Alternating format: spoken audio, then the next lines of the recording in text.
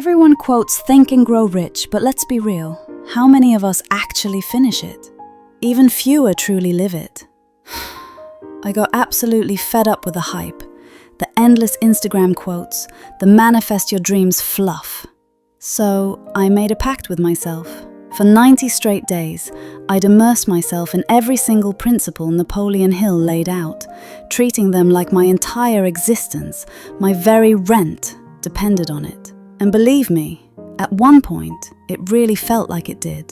The results? Wild. By day 35, my beloved little bakery was hemorrhaging cash faster than a sieve. Day 61, I actually stared down a buyout offer and, against all sane advice, said no thanks. But then, on day 90, something shifted dramatically. My revenue? It had tripled. You heard that right, tripled. Stick around, because I'm not just going to tell you the what.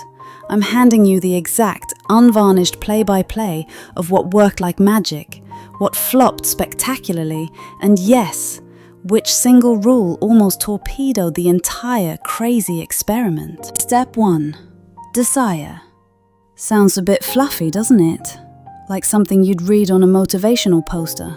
But Hill insisted it's the absolute starting point for any real achievement, calling it definiteness of purpose. He wasn't talking about a vague, I want more money. He meant an intense, burning desire, as strong as your need to breathe, to overcome obstacles. For me, that meant yanking it out of the abstract and slamming it into a concrete number. I wrote the exact figure I needed to keep the lights on. $142,000 annually, on a beat-up post-it note, and slapped it right above my mixer. That little yellow square wasn't just a reminder. It became my morning coffee, my pre-dawn mantra. Every single batch of sourdough that came out underproofed, every pastry that didn't quite hit the mark, was measured against that number. Was this batch getting me closer or further away from $142,000? By week 3, I wasn't just baking, I was obsessing, in the best possible way. This wasn't just a job, it was a mission. The big takeaway, folks? Specificity doesn't just beat motivation, it eats motivation for breakfast. It's the fuel that keeps you going when the initial spark fades and the obstacles inevitably appear. Step 2. Faith. Faith is not positive self-talk, it's evidence collection. Hill described it as an absolute conviction in your ability to achieve your goals, not just hope.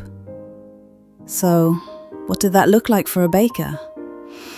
I started listing every past sale, every repeat customer, every 5-star review I'd ever received. I'd read it aloud before unlocking the shop each morning. My brain, bless its impressionable heart, started expecting wins, so it actually spotted them. A random compliment on Instagram about a croissant. That turned into a catering gig for a tech launch worth $12,000. Coincidence? Honestly, who cares? My confidence became my cheapest and most effective marketing tool. It's hard to sell someone on your product if you don't fully believe in it yourself, right? Step 3. Autosuggestion. This one felt a little woo-woo at first, I won't lie. Autosuggestion, as Hill explained it, is about using daily affirmations to influence your subconscious mind. So, I recorded a 30-second voice memo in the present tense. I easily attract profitable wholesale accounts and played it on loop through my AirPods while scrubbing trays at 4 a.m. The first week felt utterly stupid. I was literally talking to myself in an empty, flour-dusted room. But by week 2, something subtle shifted. I caught myself answering the phone with an unusually relaxed, almost magnetic, "How can I partner with you?" It wasn't forced, it was just there. 2 grocery chains signed within a month. Repetition really does rewire the tone of your voice, and that, my friends, can change every single conversation you have. Step 4. Specialized knowledge. I thought I knew bread. Turns out I knew squat about profit. Hill's point here is that knowledge isn't power until it's specialized and applied. I spent 3 nights hunched over online spreadsheets, devouring everything I could about food cost percentages. Then, I shadowed a pizza shop that miraculously runs on 12% margins. Their secret? Precision. One tiny tweak in my own process, lowering hydration 2% in my dough, reduced waste significantly and added $800 a month in usable dough. Think about that. $800 from one small change. Knowledge isn't power until it's precise, practical, and put into action. Step 5. Imagination. Forget vision boards. I daydreamed in aromas. Hill emphasized imagination as the workshop of the mind where plans are formulated. Instead of pictures, I closed my eyes and smelled the bakery at 7 a.m. with a line out the door. Felt the intense heat of the deck oven on my arms. Heard the satisfying clink of the register. One quiet Tuesday, during a slow spell, I sketched a sesame rye brownie on a paper towel. It sounded gross, smelled genuinely weird in my head, but I pictured it. What happened? It became our top-selling pastry, a total dark horse, and even got us featured in the local food magazine. Imagination, when you truly lean into it, is just cheap R&D. It's about building your future in your mind before it exists in reality. Step 6. Organized planning. Hill was clear. A goal without a plan is just a wish. I took my giant annual goal and ruthlessly chopped it into 90-day sprints. Week 1, cost controls. Week 2, wholesale outreach. Week 3, social content. Each Monday, I'd set just 3 essential tasks, and each Friday I'd score myself red or green. This wasn't some private journal entry, it was a public Google sheet, no hiding. Accountability turned the vague grow the business into bite-sized dominoes I could actually topple, one by one. It made the overwhelming feel entirely manageable. Step 7. Decision. I used to tweak menus for weeks, agonizing over every choice. Hill says decide fast, change slow. Indecision, he argued, is the biggest killer of potential. So, I gave myself a strict 24-hour deadline to launch the holiday menu. Imperfect? Absolutely. Was the cranberry walnut loaf perfectly proofed? Maybe not. But launching beat lingering and overthinking every single time. And that loaf sold out by noon. Speed compounds. When you make quick, confident decisions, customers notice. They trust a baker who trusts herself, and that trust builds momentum. Step 8. Persistence. On day 42, the city cut water to our block for emergency repairs. Dough sat unmixed, orders cancelled. My mood crashed harder than a dropped cake. I could have easily shut the gate, put up a closed sign, and sulked my way through the day. Instead, I remembered Hill's insistence on unwavering persistence despite setbacks. I wheeled trays of dough to a friend's cafe across town, finished the bake there, and delivered everything 2 hours late with a handwritten note. Your baker refused to give up on you. The result? Not one single refund request, and 3 customers actually prepaid for the next month. Persistence isn't just about not quitting, it's marketing in disguise. It shows your dedication when everything else goes sideways. Step 9. The mastermind.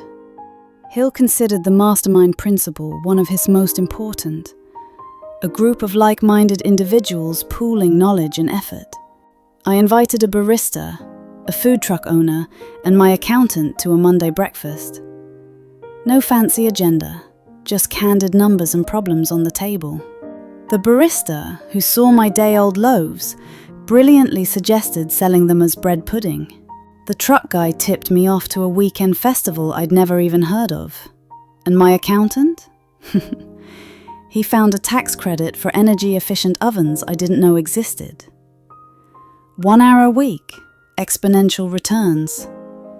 Your network, when you build it strategically, literally pays you. It's about surrounding yourself with people whose strengths complement your weaknesses. Step 10. Sex transmutation. Okay, this one sounds a bit woo-woo, even by Hill standards. But hear me out.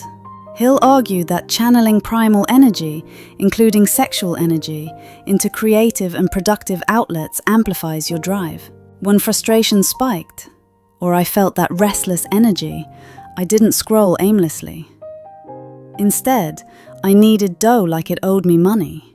That aggressive, focused fold didn't just give my baguettes a better crumb, it gave me a calmer mind at closing time. Less late-night scrolling, more early morning baking. Energy is energy. You can either use it constructively or let it burn you out. It's about consciously redirecting that powerful internal force. Step 11. The subconscious mind. Hill believed your subconscious mind is a powerful engine, constantly working behind the scenes. So, I started feeding it only what I wanted it to process. I kept my phone out of the bedroom and fed my brain only bakery-related content before sleep. No news, no drama, no doom scrolling. Within days, I woke up with solutions that felt like they'd just appeared.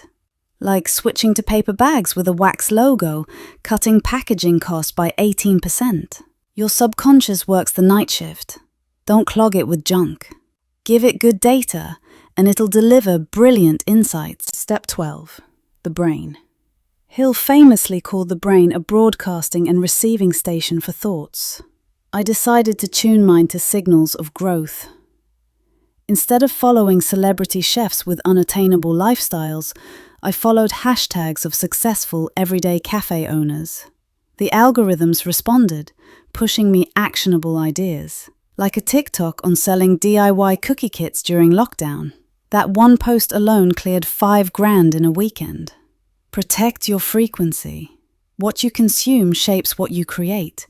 And algorithms, whether we like it or not, obey attention. Direct yours wisely. Step 13. The sixth sense. The spooky one. Hill described this as developing intuition or hunches, often guiding critical decisions. On day 88, I had this totally irrational urge to double my cardamom order. No data, no customer requests, just a gut feeling. 2 days later, my supplier announced a sudden shortage across the city. Guess who had the last crates? We sold cardamom knots at a premium and looked like absolute geniuses. Intuition isn't magic, it's pattern recognition on turbo. It's your subconscious connecting dots you didn't consciously see. Learn to listen to it. If any of those principles just smacked you with déjà vu, pause the video and drop which number you're neglecting in the comments. Seriously, writing it down makes it real. Let's get honest with ourselves.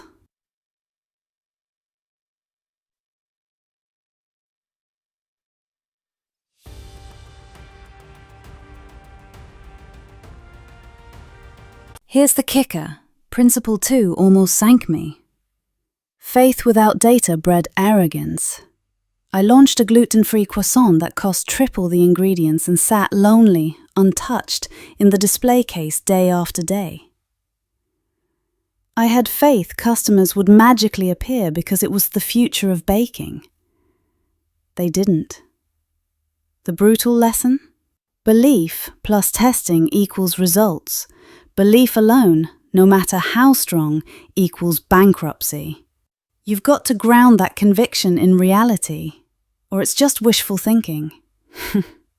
90 days in, revenue up 312%. Instagram followers up 2,400. My personal sleep average was down 1 hour, but my resting heart rate remained unchanged, which, let's be honest, is a miracle for a small business owner.